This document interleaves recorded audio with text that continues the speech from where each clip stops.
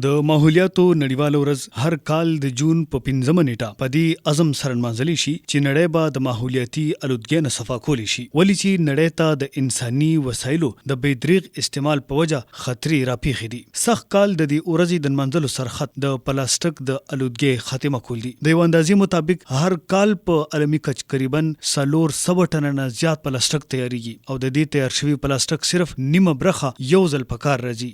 UN کوم جنرال اسمبلی و نو هغه په 1972 کې دا مهم وګڼله چې یو ورځ داسې موږ مانځو چې هغې کې د ماحول او د ماحول سره ریلیټډ څه خبرې چې د آګاهي موږ پیدا کړو خلکو کې.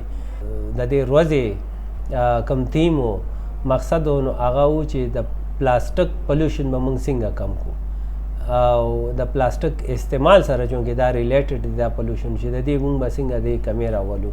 پلاستیک د ځمکې او سمندر کې د ګندګۍ خورولو نه علاوه د سوځولو صورت کې د زهرجن ګیس جوړېدلو سبب هم ګرځي. دې باره کې اویرنس پیلاو کې ځکه چې خلکو کې بالکل اویرنس نشته، هغوی ځای په ځای ګند ورځي، دوی ته دا پته نشته چې د دې اثرات څه دي. د دې سره زموږ ډېر زیات انوایرمنټ خرابېږي او د هغې افیکټ زموږ په خپل لایف ډېر زیات هغه افیکټ کي او دې سره موږ سره وایلډ لایف هم افیکټ کېږي.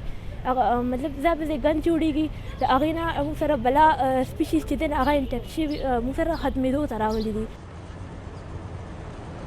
نن چې کوم زمونږ چونکې ټیم دی، نن د انوایرمنټ ټیم دی، پلاستیک پلیوشن مونږ تاسو ګورو نو دا د نن سبا وخت یو عظیم مسله ده چې دا هر چاته ده او دا پوره دنیا کې ایٹ ټایم ریلیز کیږي او دا دینه ډېر شي افیکټ هغه موږ سره واټر کې دی، موږ سره په سوایل کې دی، هغه موږ سره په مایکرو پلاستیک هغه موږ سره په ایر کې موجود دی.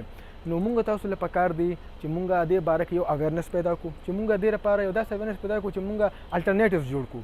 د پلاستیک نه علاوه موږ داسې الټرنیټیوز جوړ کړو چې هغه موږ پلاستیک په ځای استعمالوي، څنګه چې اول به پیپر بیگ استعمالېدل، کلوت بیگ به استعمال، موږ هغه استعمال کړو. څنګه به موږ خپل انوایرمنټ د پلیوشن نه صفا ساتو، څنګه به یو ځای چې د خپل ماحول کې، ځکه چې کوم ماحول کې چې موږ اوسېږو هغې کې موږ چې دی نو څنګه د صفایي خیال ساتو. هغه ماحول چې کوم موږ دپاره یو صحتیاب هغه موږ دپاره راکوي چې مطلب موږ دپاره څنګه هغه انوایرمنټ به موږ څنګه صفا ساتو، ځکه چې هغه انوایرمنټ کې موږ اوسېږو هغه موږ دپاره چې دی نو یو هیلدي انوایرمنټ به هله جوړېږي چې موږ د پلیوشن خیال وساتو.